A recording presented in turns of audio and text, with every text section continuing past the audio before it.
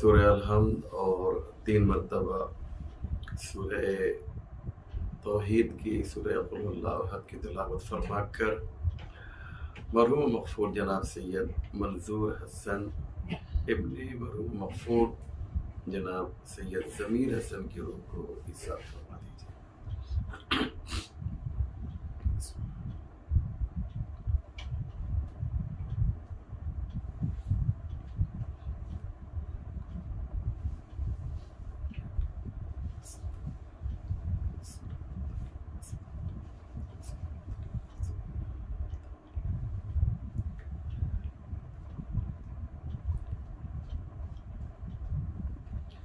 لا حول ولا قوة إلا بالله العلي العظيم حسبنا الله ونعم الوكيل نعم المولى ونعم النصير أعوذ بالله من الشيطان اللعين الرجيم بسم الله الرحمن الرحيم الحمد للہ رب العالمین والصلاة والسلام والتحیۃ والاکرام علی سید الانبیاء والمرسلین مولانا ابی القاسم محمد وآلہ الطیبین الطاہرین المعصومین المظلومین ولعنت اللہ علی اعدائہم اجمعین من یومنا ھذا الی صباح یوم الدین رب اشرح لی صدری ویسر لی امری واحلل عقدۃ من لسانی یفقهوا قولی اما بعد فقد قال اللہ سبحانہ تبارک وتعالی وقوله الحق بسم اللہ الرحمن الرحیم یسألونک عن الروح قل الروح من امر ربی وما اوتیتم من العلم الا قلیلا۔ مومنین کرام و ناظرین ذوی الاحترام، السلام علیکم ورحمۃ اللہ وبرکاتہ۔ یہ برسی کی مجلس ترحیم، مجلس ایصال ثواب، ایک بہت ہی محترم مومن مرد الہی کی روح کو مزید شاد کرنے کے لیے، ان کی قبر کو اور زیادہ روشن و منور کرنے کے لیے، ان کے نہایت ہی محترم فرزند عزیز دلم مولانا سید علی عباس امی صاحب کی جانب سے برگزار کی جا رہی ہے۔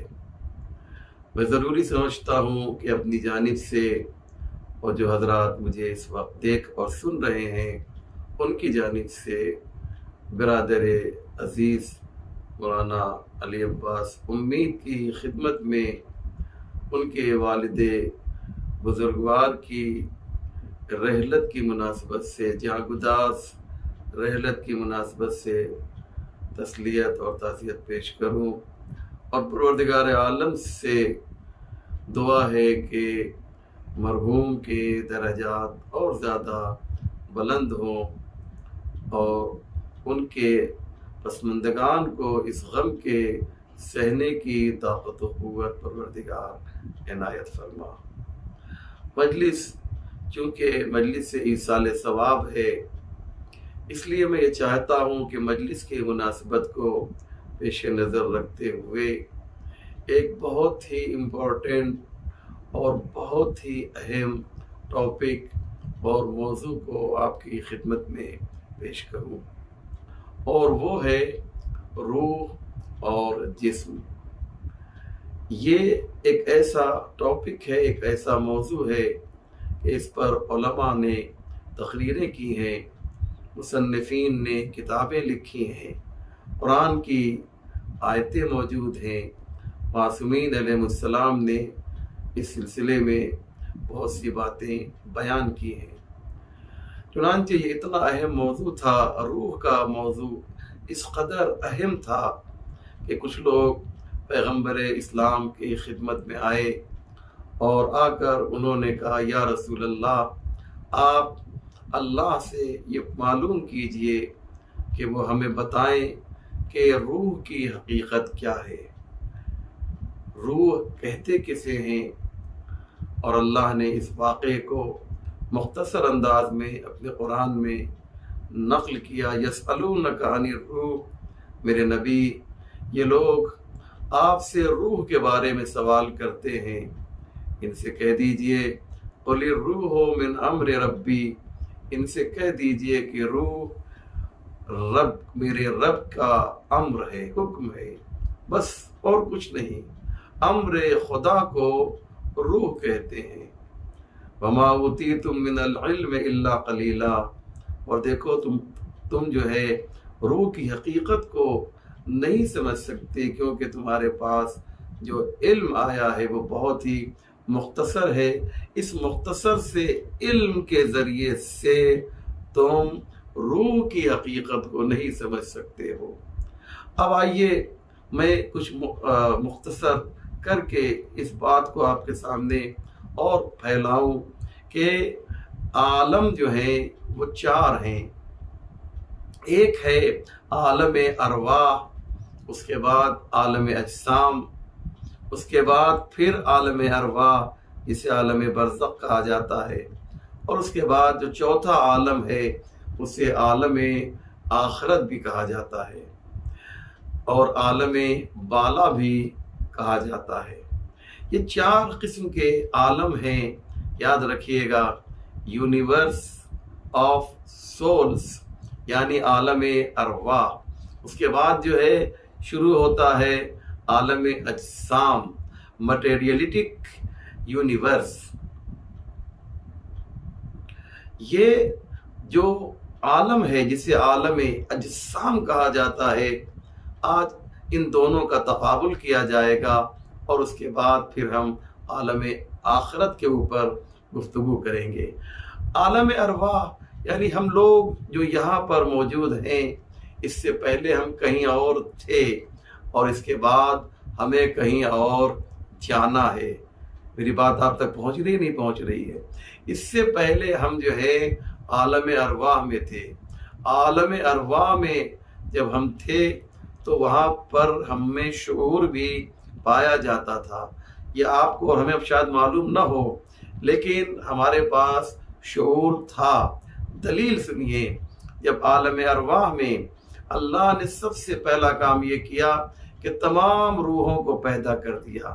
آدم سے لے کر قیامت تک جتنے بھی لوگ پیدا ہو چکے ہیں اور ہونے والے ہیں، سب کی روحوں کو اللہ نے ایک وقت میں پیدا کر دیا۔ کیسے پیدا کیا؟ اپنے امر کے ذریعے۔ وَأَمْرُهُ إِذَا أَرَادَ شَيْئًا أَن يَقُولَ لَهُ كُن فَيَكُونُ، اپنے امر کے ذریعے سے روح کو عالم ارواح میں پیدا کیا۔ اسی لیے جب لوگوں نے پوچھا پیغمبر سے کہ روح کی حقیقت کیا ہے، تو کہا من امر ربی، میرے رب کا امر ہے۔ یعنی کیا مقصد؟ اللہ نے عالم ارواح میں اپنے امر کے ذریعے سے، اس کا امر کیا ہے، اس کے امر کی پہچان کیا ہے؟ اذا اراد شیئا ان یقول له کن فیکون، جب وہ کسی چیز کا ارادہ کرتا ہے تو کہتا ہے کہ ہو جا۔ تو ایسے ہی اپنے امر کے ذریعے سے روح کو پیدا کیا۔ روح کے لیے کسی وسیلے کی ضرورت نہیں تھی، کسی اور چیزوں کے ذریعے سے اللہ نے روح کو نہیں پیدا کیا۔ مثلا جسم جو ہے یہ عالم خلق کے ذریعے سے پیدا کیا گیا ہے۔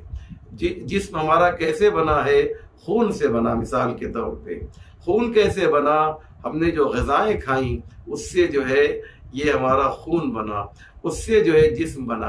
تو جسم کے لیے کچھ چیزوں کی ضرورت تھی، لیکن روح کے لیے کسی چیز کی ضرورت نہیں تھی، اس لیے پروردگار نے صرف اتنا ہی کہا کہ میرے نبی ان سے کہہ دو کہ قل الروح من امر ربی، روح میرے پروردگار کا امر ہے۔ لہذا امر جو ہے کہ ذریعے سے جو چیز پیدا کی جاتی ہے اس میں کسی چیز کی ضرورت نہیں۔ ممبر ہم بناتے ہیں تو لکڑیوں کی ضرورت ہے، کیلوں کی ضرورت ہے، مثال کے طور پر اس پر جو کپڑا وغیرہ ہوتا ہے اس کی ضرورت پڑے گی، تو ان تمام چیزوں کی ضرورت ہے تب جا کے ایک ممبر تیار ہوتا ہے، لیکن روح کے لیے کسی چیز کی ضرورت نہیں ہے۔ امر خدا سے اللہ نے روح کو پیدا کیا۔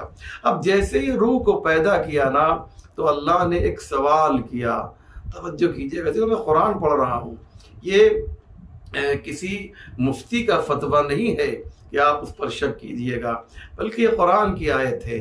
جب اللہ نے روحوں کو پیدا کر لیا نا تو کہا الستو بربکم، کیا میں تمہارا خدا نہیں ہوں؟ روحوں کو مخاطب کیا۔ جیسے ہی عالم ارواح میں، یونیورس آف سولز میں جیسے ہی پیدا کیا روحوں کو، فوراً اللہ نے ایک سوال کیا، الستو بربکم، کیا میں تمہارا خدا نہیں ہوں؟ قالوا بلا، سب نے، ساری روحوں نے کہا ہاں ہاں، یعنی انہوں نے اللہ کی ربوبیت کا اقرار کیا، روحوں نے تو وہاں پر اقرار کیا۔ اس کے بعد ایک کوشچن جو ہے ایک مخصوص گروہ سے اللہ نے کیا، یاد رکھیے گا یہ سوال جو میں نے بتایا آپ کی خدمت میں، یہ سوال تو تمام روحوں سے تھا، لیکن اب روحوں کی جو ایک کیٹیگری تھی جو ذرا بلند تھی، جو لباس جو معصوم تھے حقیقت میں، ان کو الگ کیا اور ان سے بھی اللہ نے قید و پیمان لیا۔ ثم جاءکم رسول مصدق لما معکم لتؤمنن بہ، دیکھو ایک نبی جو ہے آخر میں آئے گا تو تم کو اس پر ایمان لانا ہے۔ تو نبی، آخری نبی کے لیے ایمان لانے کے لیے روحوں سے کہا، نبیوں کی روحوں سے کہا۔ اب سنیے، اب اس کے بعد جب دنیا میں بھیجنے کی نوبت آئی، توجہ کیجئے گا، میں آہستہ آہستہ آگے بڑھ رہا ہوں، جب دنیا میں بھیجنے کی نوبت آئی تو اللہ نے کیا کیا؟ کچھ انسٹرکشن دیے، کچھ ہدایات دیے ان روحوں کو۔ یہ بالکل اسی طریقے سے ہے کہ جیسے بچہ جو ہے یا جوان جو ہے اپنے گھر سے باہر نکلتا ہے تو جو اس کے پیرنٹس ہوتے ہیں، جو اس کے ماں باپ ہوتے ہیں، وہ کہتے ہیں دیکھو بیٹا سنبھال کے جانا، دیکھو ناشتہ ٹھیک سے کرنا، کھانا ٹھیک سے کھانا، مگر مثلاً اگر دوا کھاتا ہے تو دوا وقت سے کھانا، ایک ایک ہدایت دی جاتی ہے نا۔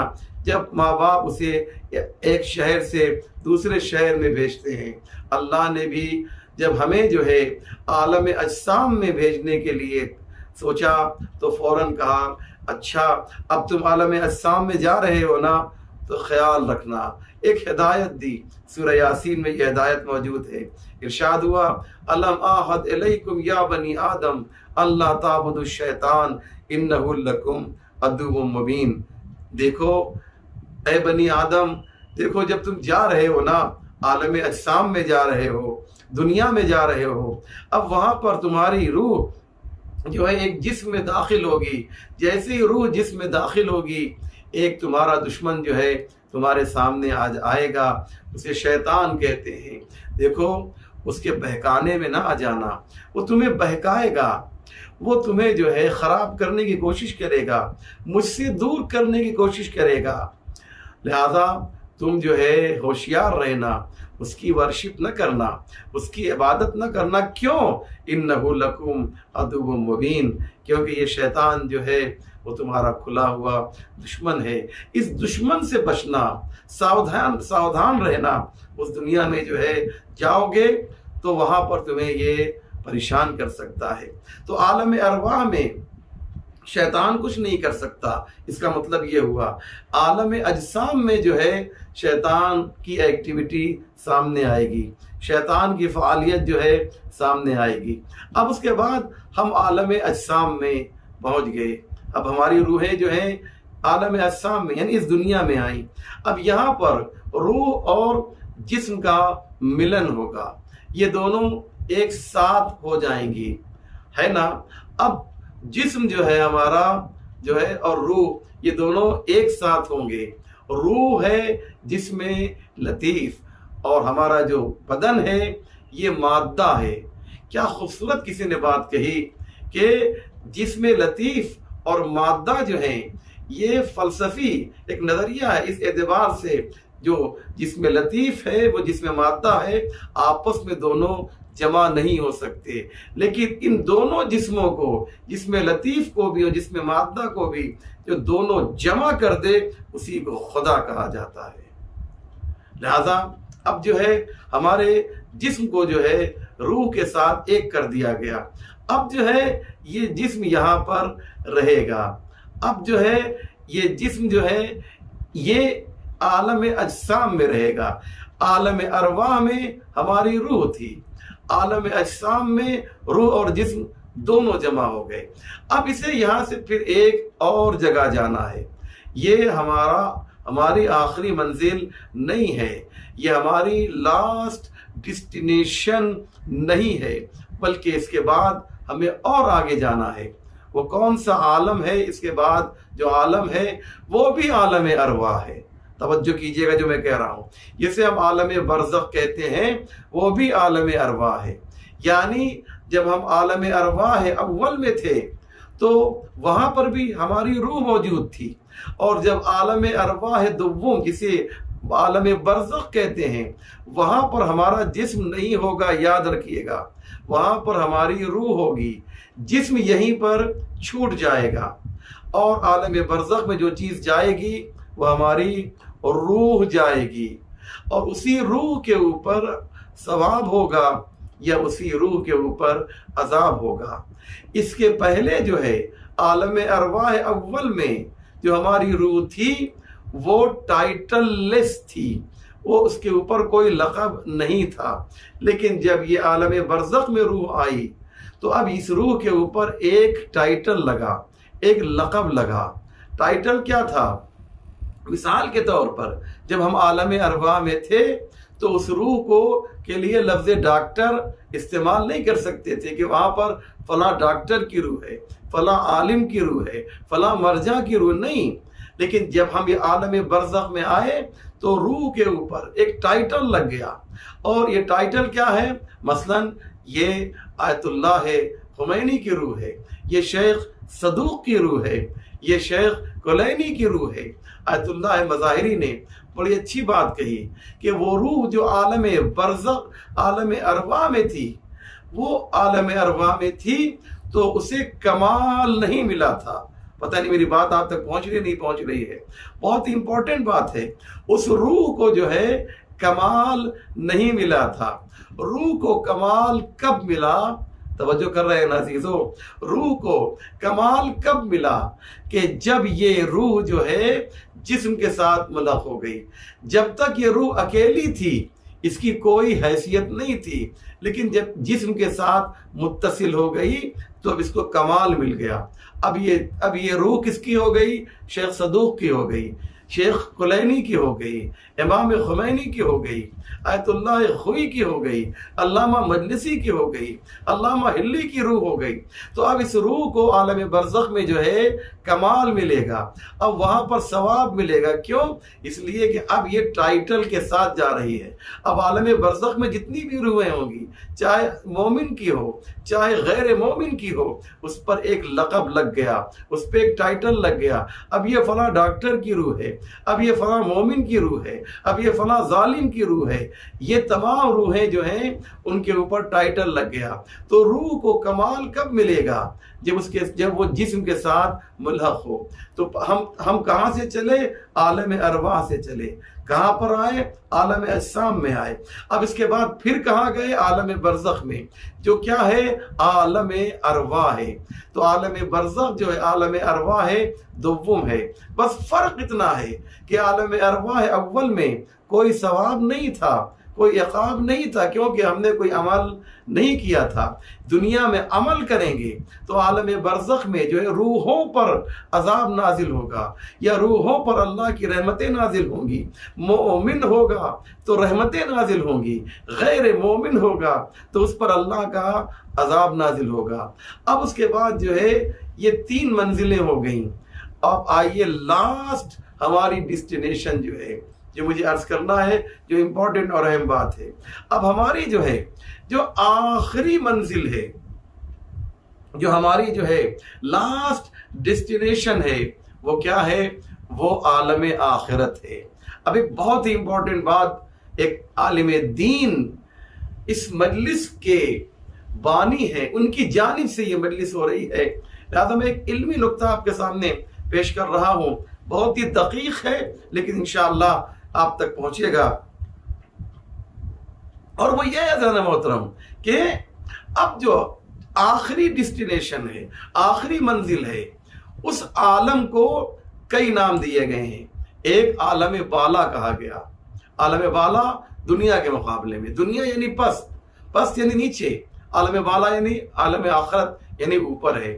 عالم آخرت جو ہے وہ دنیا سے بلند ہے۔ اس کی بلندی کیا ہے کہ اولئک اصحاب الجنت ہم فیہا خالدون، جو وہاں رہیں گے وہ ہمیشہ رہیں گے۔ وہاں پر نعمتیں ہیں، وہاں کی نعمتیں یہاں کی نعمتوں کے مقابلے میں کوئی اس کا مقایسہ بھی نہیں ہے۔ کسی عالم عرفان نے بڑی اچھی بات کہی تھی کہ جیسے دنیا میں ماں کے شکم میں جو ہم کھاتے تھے، یعنی ماں کا وہ خون جو ہماری غذا تھی، اگر ہمارے سامنے لا کر رکھ دیا جائے تو ہمیں کیسی نفرت ہوگی، ارے بھائی اس کو پیجئے، یہی تو آپ ماں کے شکم میں پیتے تھے، تو آپ کیسے جو ہے آپ کو نفرت سی ہوگی۔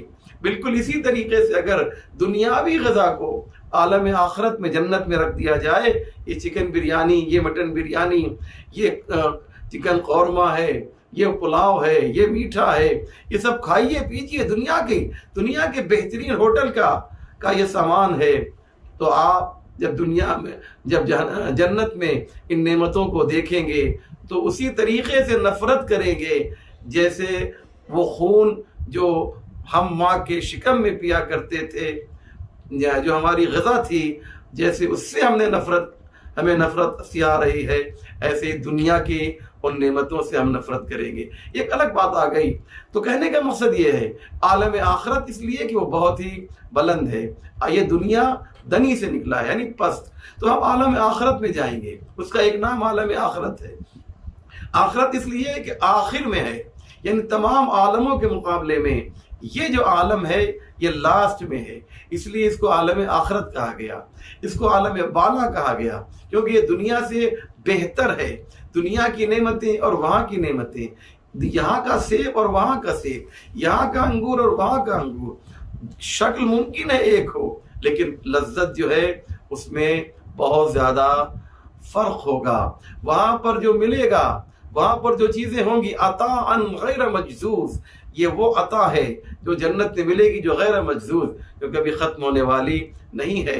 یہاں پر جو نعمتیں ہمیں ملتی ہیں، سامان جو ہم خرید کے لاتے ہیں مارکیٹ سے، یہ ختم ہو سکتا ہے، لیکن جنت میں جو نعمتیں ملیں گی عطاء غیر مجذوذ، وہ ختم نہیں ہوگی، وہ ہمیشہ باقی رہیں گی، اس لیے وہ عالم بالا ہے۔ اور کیا ہے اس کا ایک نام؟ یہ پوری تقریر کا جو خلاصہ اور لب و لباب ہے، وہ جس کے لیے میں نے اتنی زحمت آپ کو دی ہے، وہ یہی ہے کہ جو چوتھا عالم ہے جسے عالم آخرت کہتے ہیں، یہ اصل میں عالم اجسام بھی ہے۔ بہت توجہ کیجئے گا، بہت امپورٹنٹ بات پیش کرنے جا رہا ہوں۔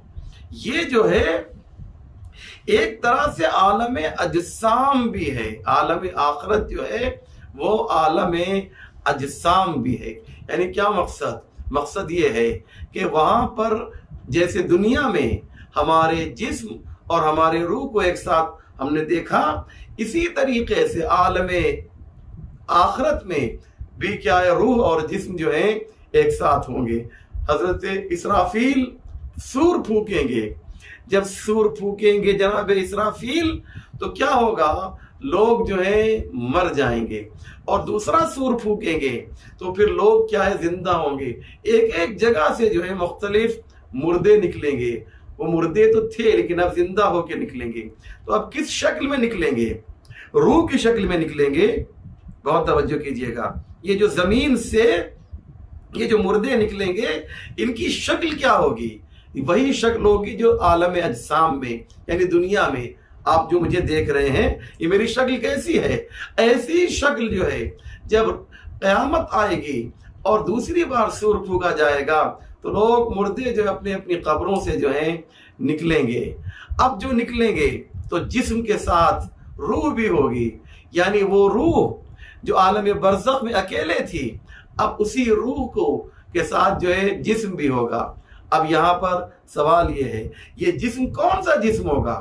یہ وہی جسم ہوگا جو دنیا میں بنا تھا یا ایک نیا جسم تیار کیا جائے گا؟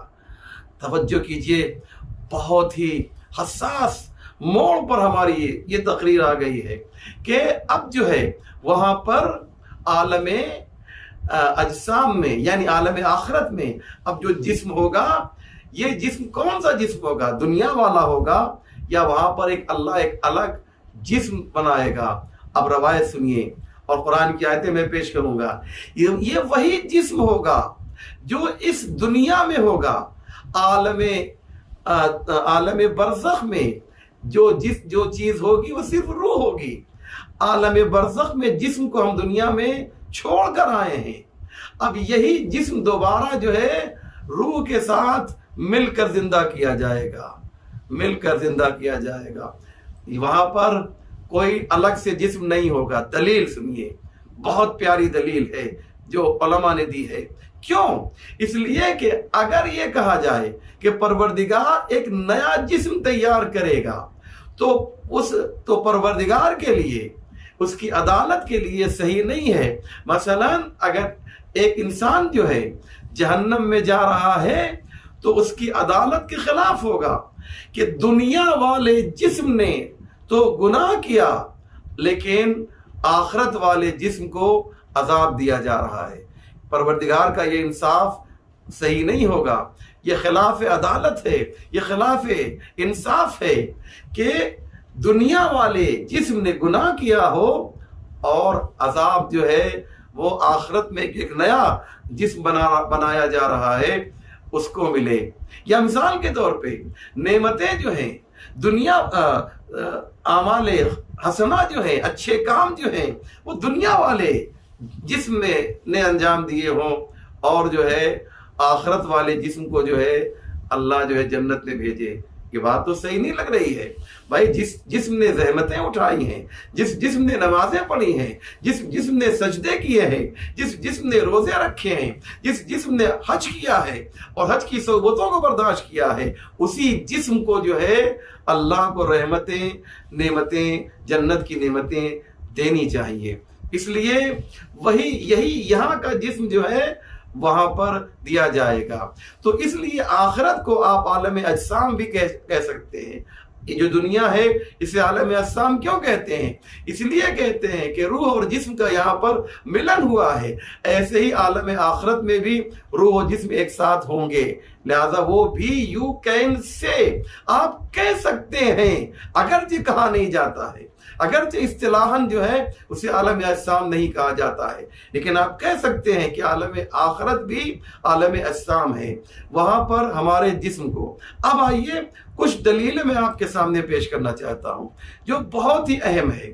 ایک سوال ہو گیا، یہ کیسے ممکن ہے کہ اللہ قیامت میں جو ہے دنیا والا جسم جو ہے زندہ کرے، اسی جسم کو دوبارہ جو ہے سامنے لے کر آئے؟ یہ کیسے ممکن ہے؟ کیوں؟ اس لیے کہ ہمیں جب قبر میں دفن کیا جاتا ہے یا مثلا جلایا جاتا ہے تو قبر میں ہمارا جو جسم ہے وہ کیا ہو گیا؟ مٹی ہو گیا نا۔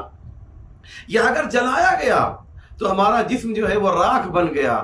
تو اب یہ کیسے اس انسان کو زندہ کیا جائے گا؟ رب ارنی کیف تحیی الموتى قال اولم تؤمن قال بلى ولكن ليطمئن قلبي فخذ اربعة من الطير فصرهن اليك ثم اجعل علی کل جبل منہن، یہ پوری آیت آخر تک آ رہی ہے، یہ سوال ہر ایک کر رہا ہے۔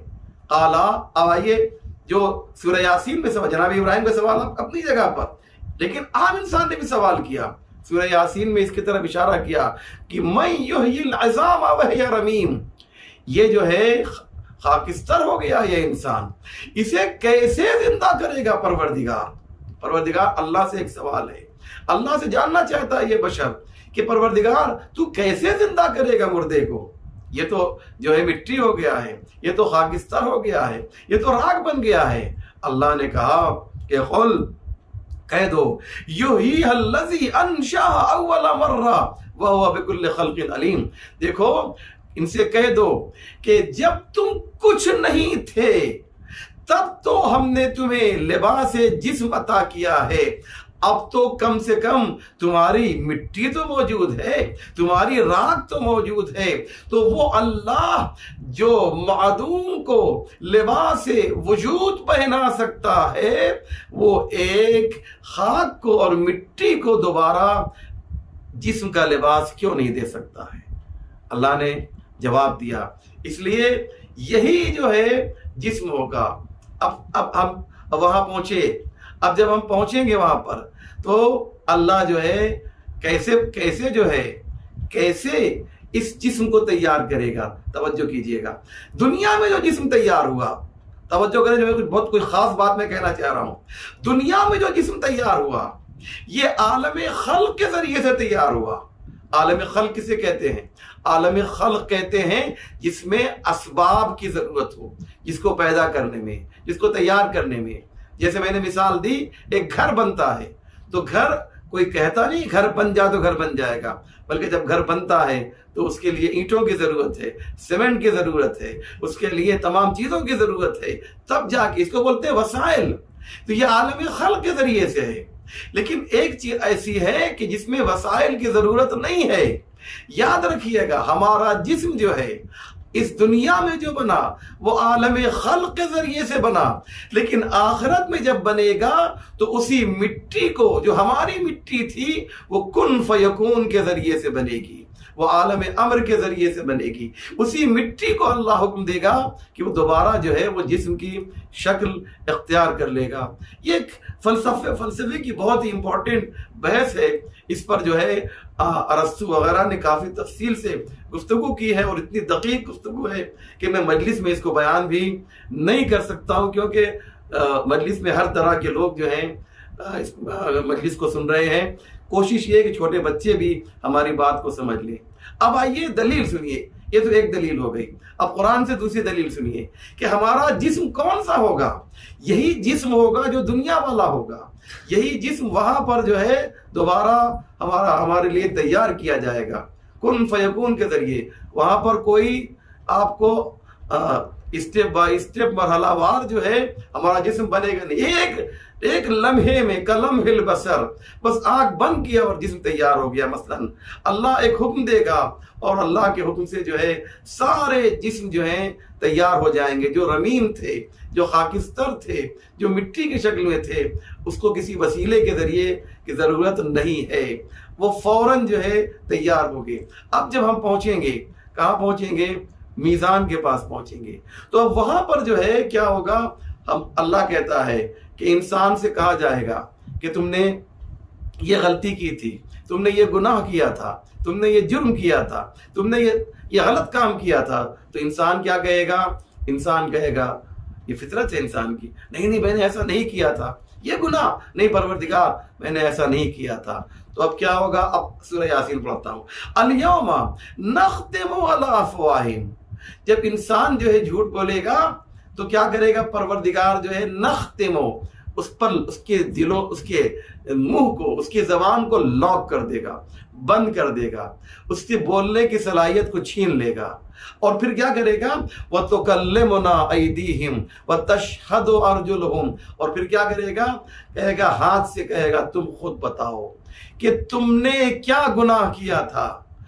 زبان کہے گی پروردگار ہم نے یہ نہیں کیا تھا، اللہ زبان کو روک دے گا، گنگ کر دے گا، اس سے بولنے کی صلاحیت کو چھین لے گا، اس سے قوت گویائی کو چھین لے گا، اور کہے گا، ہاتھوں سے کہے گا، چلو تم بتاؤ تم نے کس کو تماچا مارا تھا، کس غریب کو تم نے اس ہاتھ سے مارا تھا، وَتَشْهَدُ أَرْجُلُهُمْ، اور پیروں سے کہے گا تم چل کر فلاں شراب خانے میں گئے تھے نا، فلاں ڈانس جہاں ہو رہا تھا اس پیر سے چل کے گئے تھے، پیر خود کہے گا ہاں یا اللہ میں فلاں شراب خانے میں گیا تھا، میں فلاں جگہ پر ڈانس ہو رہا تھا میں وہاں پر گیا تھا، ہاتھ کہے گا میں نے یہ ظلم کیا تھا، بما کانوا یکسبون، جو انہوں نے حاصل کیا ہے، جو انہوں نے گناہ کیا ہے، جو انہوں نے غلطیاں کی ہیں، یہ سب جو ہے ہاتھ خود جو ہے کہے گا، پیر خود کہے گا۔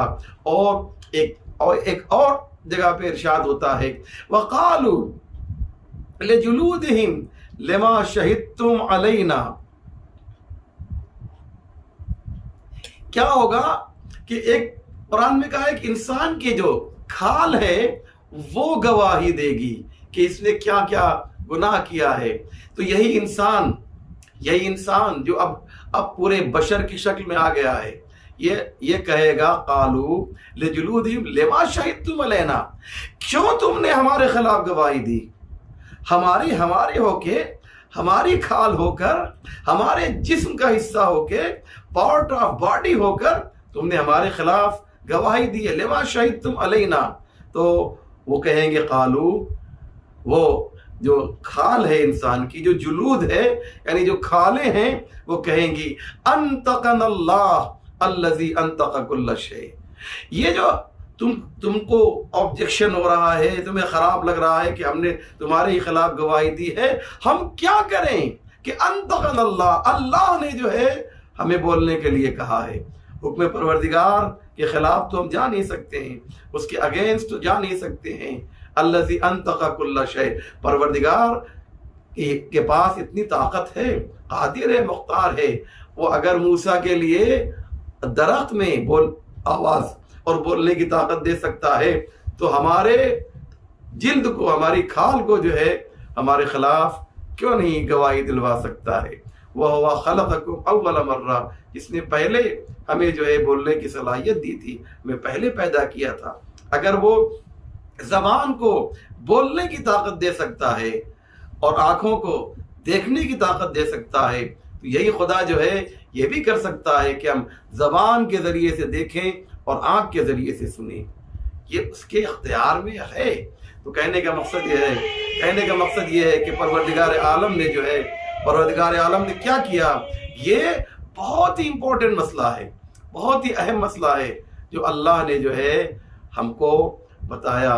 تو یہ چوتھا عالم جو ہے، یہ عالم اجسام بھی کہہ سکتے ہیں، بعض ذہن میں رہے کہا نہیں جا سکتا، وہاں پر ہمارے لیے عالم اجسام میں اللہ نے، پروردگار عالم نے عالم اجسام میں جو ہے وہاں پر دو چیزیں رکھی ہیں، ایک کا نام جنت ہے، ایک کا نام جہنم ہے۔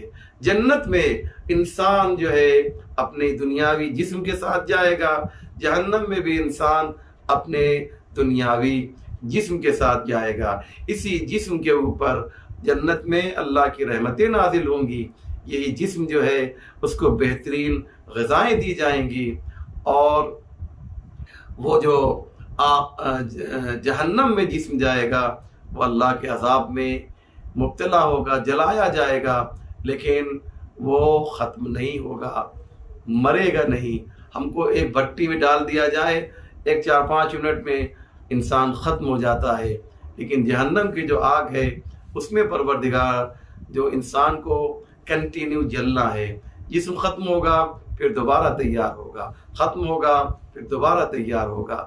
کتنے خوش نصیب ہیں وہ لوگ کہ جو اپنی 60-70 سال 80 سال کی زندگی میں، مختصر زندگی میں نیک اعمال کر کے آخرت کی ہمیشہ کی لذت کو خرید لیا کرتے ہیں۔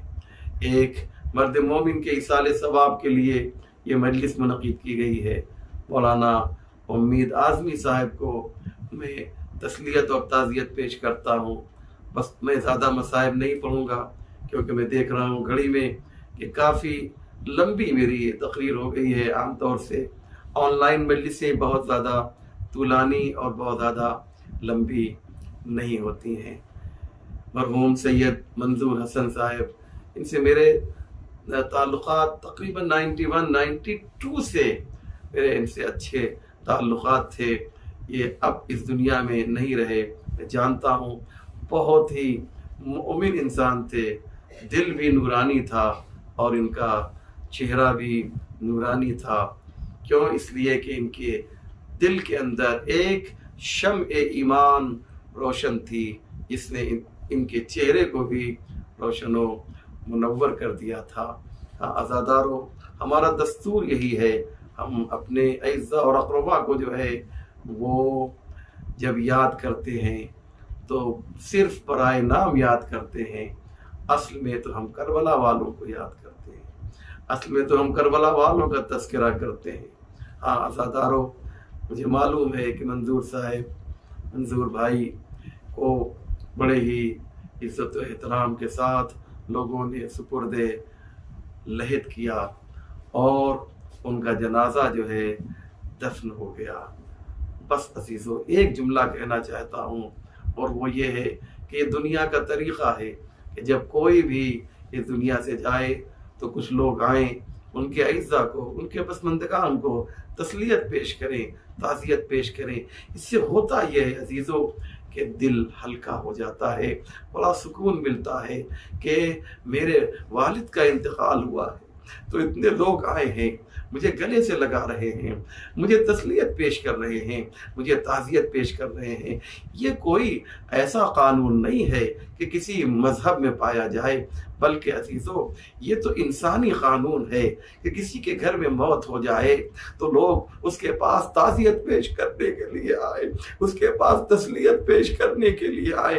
یہ تو انسانی قانون ہے عزیزو۔ عزادارو، یہ قانون آپ کو ہر جگہ ملے گا، ہر شہر میں ملے گا، ہر ملک میں ملے گا، ہر مذہب والوں میں ملے گا، لیکن ایک شہر ایسا ہے جسے کربلا کہا جاتا ہے، وہاں پر یہ قانون ختم کر دیا گیا۔ عزادارو، عصر عاشور آئی ہے، ایک آواز بلند ہوئی، زمین و آسمان کے درمیان ایک آواز بلند ہوئی، الا قد قتل الحسین بکربلا، الا قد ذبح الحسین بکربلا۔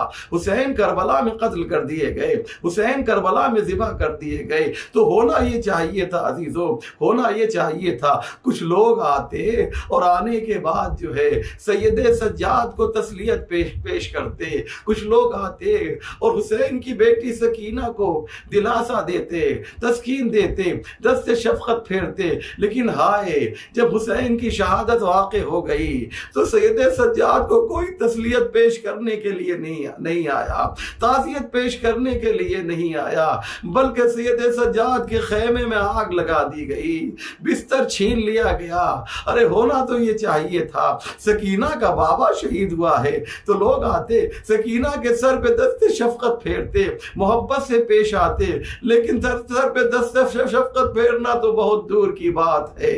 سکینہ کو تماچے لگائے گئے، گوشوارے چھین لیے گئے، بچی نے آواز دی ہوگی، اے بابا آپ نے جو گوشوارے پہنائے تھے ظالموں نے اسے اتارا نہیں ہے، بلکہ اس طریقے سے کھینچ لیا ہے، اس طریقے سے کھینچ لیا ہے کہ خون جاری ہے، کان کی لویں زخمی ہیں۔